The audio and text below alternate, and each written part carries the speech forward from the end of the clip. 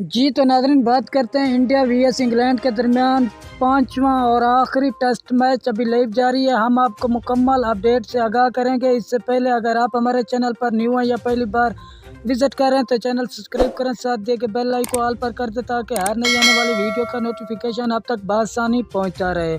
तो नाज़रीन, आपका कीमती वक्त ज़ाय किए बगैर चलते हैं वीडियो की तरफ। इंडिया वीएस इंग्लैंड के दरमियान पांचवा और आखिरी टेस्ट मैच के दूसरे दिन का खेल अभी लाइव जारी है। इंग्लैंड ने पहली इनिंग में सिर्फ 218 स्कोर बनाए। जवाब में इंडिया की अभी बैटिंग लाइन जारी है। 60 ओवर का खेल मुकम्मल हो चुका है।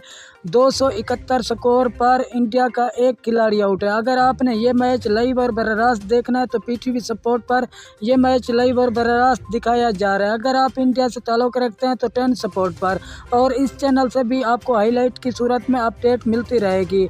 नाजरीन, हमारे साथ अपनी कीमती राय ज़रूर शेयर करना कमेंट में कि कौन सी टीम पांचवा और आखिरी टेस्ट मैच जीतेगी। शुक्रिया नाजरीन, हमारी वीडियो देखने का। मिलते हैं नेक्स्ट वीडियो में, तब तक के लिए।